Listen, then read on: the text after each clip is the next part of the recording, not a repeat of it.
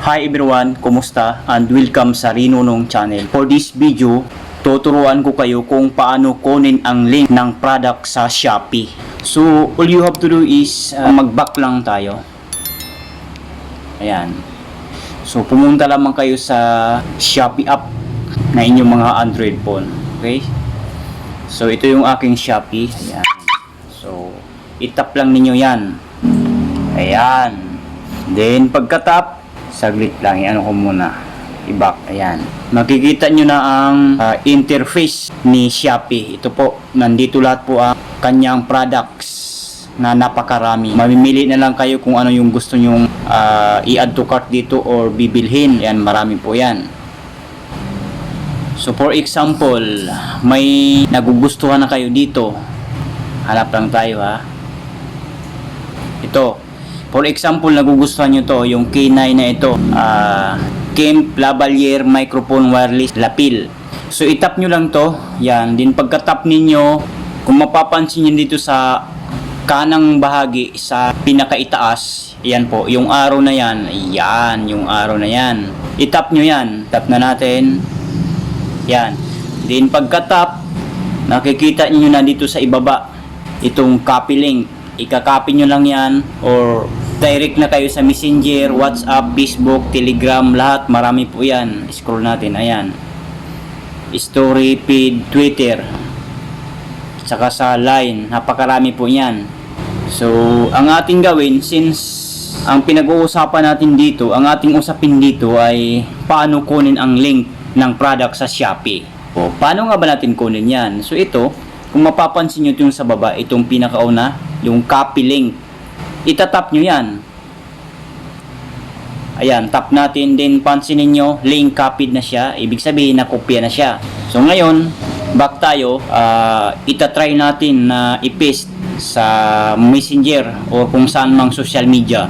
For the sake of tutorial lang naman ito. So, dito natin isi-send. Dito natin ipipaste sa aking Facebook. So, itatap lang natin yan, Facebook. Yan. Para mapatunayan natin kung talagang na-copy ba natin yung link ng product sa Shopee. Yan. Tap nyo lang yan. Then, pindutin ko lang itong what's on your mind. Ayan. Then, pagka-pindot, ito na. Pwede na kayong mag-type dyan ang gusto nyong sabihin kung ano ang nasa isip ninyo. Ayun nga, yung kinapi natin na link kanina sa product ng Shopee, dito natin ipipaste. So, ang gawin natin dyan, paano ba mag-paste dyan? Sa mga hindi pa alam ha, sa mga nakakaalam na, gets nyo na ito, alam nyo na to. So, paano ba natin ipipaste yan? So, ganito ang gawin nyo. Kahit sang banda dyan, itatap nyo lang. Ibig kong sabihin, i-hold nyo po. I-hold nyo lang ilang seconds. Tapos, pag lalabas yung paste, itap nyo rin yung paste. So, ganito po, examplean ko kayo. Ayan, nilolong press ko yan. Ibig sabihin ng long press, diinan mo siya, ididiin mo yung hintuturo mo. Gets nyo? Tapos, lalabas itong paste. Ayan. Kung basahin mo talaga na sa Bisaya o kung anumang mga lingwahe, pasti. Ayan po, napansin nyo, pasti. So, itap nyo yan. Ano po ba ibig sabihin ng tap? Pindutin nyo po yan. Ayan. O, diba kung napapansin ninyo, na-type na or nasulat na dito yung link na kinapi natin doon sa Shopee. Ayan. So, ganun lang kasimple ang pagkuha ng link ng product sa Shopee. I-erase ko lang yan. Ayan. Kasi hindi ko yan ipopost. I-discard post ko lang. Ayan. Then, balik tayo dito sa Shopee. Pindutin nyo ulit itong arrow na nasa itaas. Pagka pindot ninyo, pwede rin hindi nyo nakapin itong link. Rekta na kayo dito sa Messenger or kung saan nyo man gustong i-share ang link ng product sa Shopee. Pwede rin sa Facebook, sa Telegram, direct na yan. Papakita ko sa inyo kung maisin ba dito sa Messenger. Itap natin itong Messenger, ayan. Then pagka-tap ng Messenger, hanap kayo dito ng people o friend na gusto nyong pagsindan.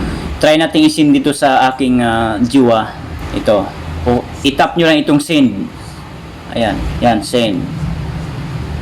Antayin nyo, ayan. Pag may makita kayo na ganito, send, okay na yan, na-send na yan sa kanya. So ngayon, back lang tayo at titingnan natin doon sa Messenger niya. Ito. Tap nyo lang yung messenger na yan. I-check natin. Ayan. Sorry. Ayan. Mahal kasi ang nakaregister dito sa messenger ko. Ayan. I-tap nyo yan. Tingnan nyo. Ayan. Kung mapapansin ninyo, di ba? Nare-redirect dito sa kanyang messenger. So, ganun lang po ang inyong gagawin.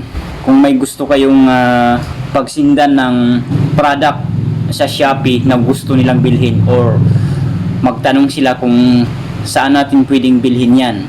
Okay? So yun lang, sana nagustuhan nyo ang video na ito at nakatulong sa inyo. Kung nakatulong sa inyo ang video na ito, please give me a thumbs up. Share nyo na rin sa mga friends, kakilala, kung sa tingin nyo na matutulungan ang ating video. And huwag kalimutan mag-subscribe sa ating YouTube channel, Ray Nono. Bye!